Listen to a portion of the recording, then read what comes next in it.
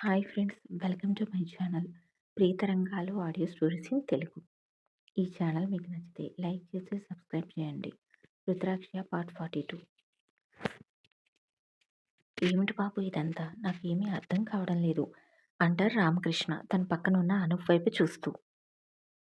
వాడి చూపు మన మీద ఉంది కనుక ఎక్కువ వివరంగా చెప్పలేను, కానీ కొంచెం లెంత్ తగ్గించి చెప్తాను అంటూ తనకు బుక్ దొరికిన దగ్గర నుండి ఇప్పటి వరకు జరిగినవన్నీ చెప్పేస్తాడు. అనూప్ చెప్పిందంతా విని షాక్ అవుతాడు రామకృష్ణ. చాలా భయంగా ఇంకా కంగారుగా కూడా అనిపిస్తుంది. కానీ నేనేమీ చేయలేదు బాబు అంటాడు, తన మొహంలో కంగారు అవతల వ్యక్తికి తెలియకుండా. ఎవరో ఒక తెలియని వ్యక్తి వచ్చి ఇలా చెప్తుంటే మామూలుగా అయితే నమ్మేవాడు కాదు రామకృష్ణ. కానీ అనూప్ చెప్పినట్లుగా త్రినేత్ర గారు చనిపోవడం నిజం, అతని హత్య చేయడం నిజం. ఇప్పుడు అనూప్ చెప్పిన క్లూస్ ప్రకారమే అప్పుడు త్రినేత్ర గారు చంపబడటం నిజం. అంతేకాదు, తనను గమనిస్తూ ఒక వ్యక్తి తనతో పాటు లైబ్రరీలో ఉండడం నిజం. ఇంత క్రితం తమ దగ్గరికి వచ్చి తమ మాటలు వినడం నిజం. ఇన్ని నిజాలు తన కళ్ళెదుట సాక్ష్యాలుగా నిలుస్తుంటే ఎలా అది నిజం కాదని అనుకోగలడాయన? అదీ కాక అనూప్ మొహంలో ఉన్న నిర్మలత్వం, తేజస్సు అతని ప్రవర్తన యొక్క స్వచ్ఛతని చెప్పకనే చెప్తాయి. ఇప్పుడు నేనేం చేయాలి అంటూ తడబడుతూ అడుగుతారా ఆయన. మీరేమీ చేయకండి.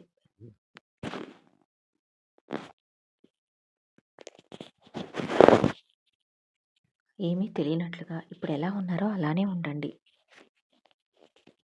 మిగతా అన్ని విషయాలు నేను చూసుకుంటాను. నా ప్రాణం పణంగా పెట్టైనా మిమ్మల్ని కాపాడే బాధ్యత నాది. నన్ను మీరు పూర్తిగా నమ్మవచ్చు. త్రినేత్ర గారిని తెలియక కాపాడుకోలేకపోయాను. విషయం తెలిసిన తర్వాత చంద్రకాంత్ గారిని కాపాడాను. అలాగే మిమ్మల్ని కూడా కాపాడుతాను. నా మాట విని మీరేమీ తెలియనట్లుగానే ఉండండి. నేను ఒకరోజు ముందు తప్పకుండా కాకినాడ వస్తాను. మీకు టచ్లో ఉంటాను. మీరు కంగారు పడవద్దు. ఆ వ్యక్తి మీరో కాదో అని తెలుసుకోవడానికి నేనొచ్చాను. కానీ ఇక్కడికి వచ్చాక మీరే అని కన్ఫర్మ్ చేసుకున్నాను. మీరు నాతో మాట్లాడాలి అంటే ఈ సిమ్ వాడండి అంటూ టేబుల్ కింద నుండి అతని చేతుల్లో ఒక సిమ్ కార్డ్ పెడతాడు.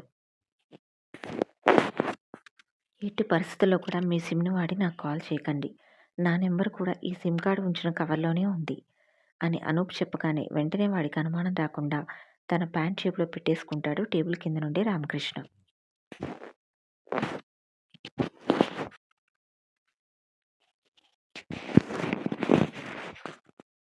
నీ పేరు బాబు?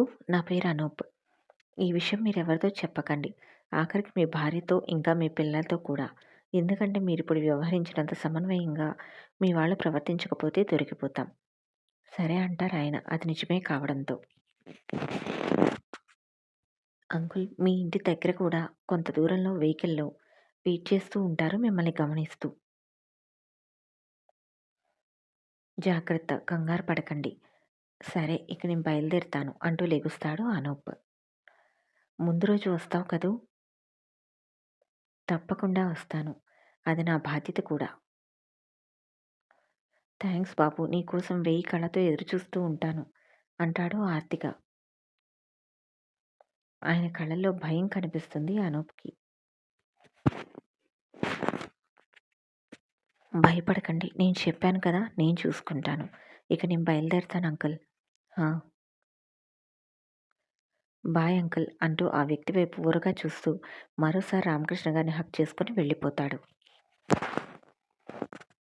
అనూప్ వెళ్ళిన తర్వాత పేరుకు వాడు గమనించకూడదు అని పుస్తకంలోకి చూస్తున్నాడనే కానీ మనసులో లేదు రామకృష్ణ గారికి. చాలా భయంగా, ఇంకా చాలా కంగారుగా ఉంది.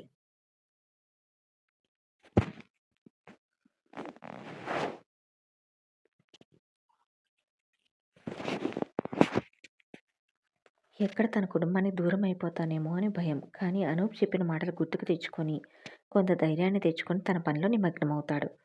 అప్పటికే సాయంత్రం అయిపోవడంతో అనూప్ కారులో బయలుదేరతాడు. ముందుగా తన దగ్గర ఉన్న అడ్రస్ ప్రకారం రామకృష్ణ గారి ఇంటి దగ్గరికి వెళ్తాడు.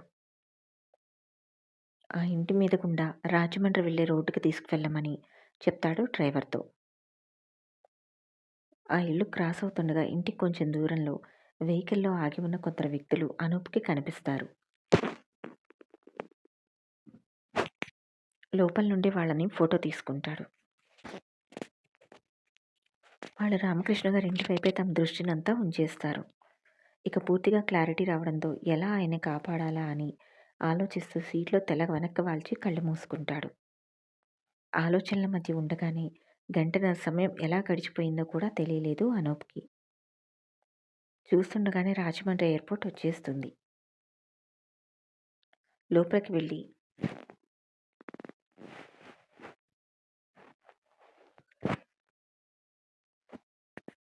కావాల్సిన ఫార్మాలిటీస్ చూసుకొని హైదరాబాద్ ఫ్లైట్ ఎక్కుతాడు అనూప్. 2 గంటల తర్వాత హైదరాబాద్‌లో దిగిన అతను ఓపిక లేకపోయినా హాస్పిటల్‌కి వెళ్లి వివేక్‌ని రిలీవ్ చేస్తాడు. అనూప్‌ని చూసి ఆకృతి మొహం వెలిగిపోతుంది. వివేక్‌తో పాటు బయట దాకా వస్తాడు అనూప్. ఏమైంది? అని అడిగిన వివేక్‌కి అతనే రామకృష్ణ. మనం 2 రోజుల ముందే బయలుదేరి వెళ్ళాలి. ఈసారి కూడా మన టార్గెట్ మిస్ అవ్వకూడదు అంటాడు స్థిరంగా అనూప్. తప్పకుండా సార్ అంటూ చెప్పి వివేక్ స్టార్ట్ అవుతాడు. అలాగే అంటూ బాయ్ చెప్పి అక్కడి నుండి లోపలికి వస్తాడు అనూప్. రూమ్‌లోకి వచ్చేసరికి ఆకృతి కనిపించదు. సరస్వతి, కమలమ్మ మాత్రమే ఉంటారు. ఇంత క్రితం కనిపించింది కదా! ఈ గ్యాప్‌లో ఎటు మాయమైంది? అనుకుంటూ సరస్వతి గారి దగ్గరికి వెళ్లి ప్రేమగా పలకరిస్తాడు. మార్నింగ్ అంజలి వచ్చి వెళ్ళింది అని చెప్తుంది సరస్వతి.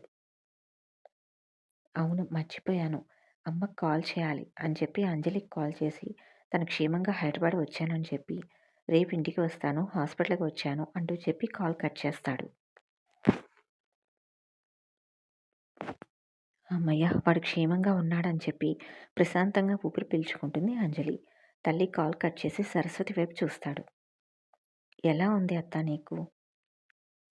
నాకేమి మీరంతా ఇంత బాగా చూసుకుంటుంటే చాలా బావుంది అనూప్.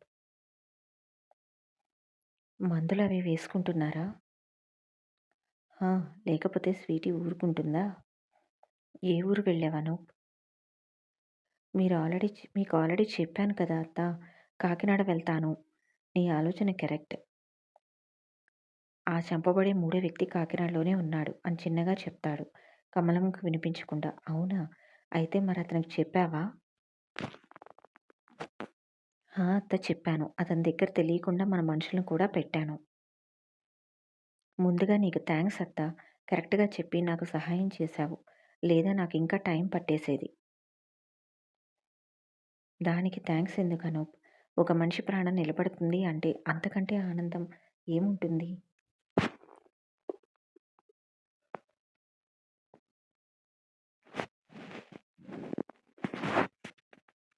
ఇంతలో అప్పుడే లోపలికి వచ్చి అనూప్ ముందు నిలబడుతుంది ఆకృతి. డిన్నర్‌కి వెళ్దామా సార్ అంటూ. ఎక్కడికి వెళ్ళావు ఇప్పటి వరకు? అంటూ అడుగుతాడు అనూప్. మీకు డిన్నర్ రెడీ చేయించడానికి వెళ్ళాను. అలసినట్లుగా ఉంది మీ మొహం. మరలా మీరు ఆర్డర్ ఇచ్చి వాడు ప్రిపేర్ చేసేసరికి లేట్ అవుతుంది. అందుకే ముందుగానే వెళ్ళి రెడీ చేయించొచ్చాను. ఆకృతి మాటలకి ఆశ్చర్యంగా చూస్తారు అక్కడ ఉన్న ముగ్గురు. అనూప్ ఇబ్బందిగా నవ్వుతూ వాళ్ళ వైపు చూస్తాడు. వెళ్ళిరా అనూప్ అంటారు సరస్వతి గారు చిన్నగా నవ్వి. కమలమ్మ నవ్వుకుంటూ తన పని తాను చేసుకుంటూ ఉంటుంది. ఇద్దరూ క్యాంటీన్‌కి వెళ్తారు. డిన్నర్ చేశావా? అంటూ అడుగుతాడు. ఇంకా లేదు సార్. కమలమ్మ పెద్దమ్మ ఇంకా అమ్మ తినేశారు. మరి నువ్వెందుకు తినలేదు? ఏమో ఆకలిగా అనిపించలేదు. అవునా? ఎందుకట? ఏమో శ్రీ సార్. తను రానేమో అన్న బెంగతో ఆకలి వేయలేదు కృతికి అని అర్థమవుతుంది శ్రీకి. ఇంతలో ఆల్రెడీ ఇంతకు ముందు చెప్పి రెడీ చేయించిన ఆర్డర్ తీసుకువచ్చి ఇచ్చి వెళ్తాడు బాయ్. తినండి సార్. హా! అంటూ చపాతీ ముక్కలో కూర డిప్ చేసి ఆమె నోటి దగ్గరికి తీసుకువెళ్తాడు. ఆకృతి ఆశ్చర్యంగా చూస్తూ మీరు తినండి శ్రీ సార్ అంటుంది. తిను అంటూ ఆమె నోటి దగ్గర నుండి తీయకపోయేసరికి అతని గొంతులో స్థిరత్వానికి నోరు తెరుస్తుంది ఆకృతి. ఆకృతికి తినిపిస్తూ తాను తింటూ ఉంటాడు. బాయ్‌కి చెప్పి మరో 2 చపాతీలు ఆర్డర్ ఇచ్చి తన చేత్తోనూ ఆకృతి కడుపు నిండా తినిపించి తను కూడా తినేస్తాడు. ఇద్దరూ తిని కొద్దిసేపు అలా హాస్పిటల్ ఆవరణలో నడుస్తూ ఉంటారు. అనూప్ తనకు తినిపించి అదే చేత్తో తినడం గుర్తుకు వచ్చి మౌనంగా తలదించుకొని నడుస్తూ ఉంటుంది. సార్? ఆ! నాకెందుకు ఫుడ్ తినిపించారు తెలుసుకోవచ్చా? అంటూ ఆకృతి అడిగిన ప్రశ్నకి ఒక చూపు చూస్తాడు అనూప్. వెంటనే తలదించేస్తుంది. ఏం తినిపించకూడదా? అలా అని కాదు. ఎందుకు తినిపించారో అని అంటూ చిన్నగా అడుగుతుంది. మరి నువ్వెందుకు తిన్నావు నేను పెడితే? అంటూ అడుగుతారు. పెదవుల మాటను నవ్వును దాచేసి. వెంటనే తల ఎత్తి చూస్తుంది. చెప్పు అంటూ కళ్ళెగరేస్తాడు. ఏం మాట్లాడాలో అర్థం కాక, ఎలా సమాధానం చెప్పాలో తెలియక చేతులు నలుపుకుంటూ నిలబడుతుంది.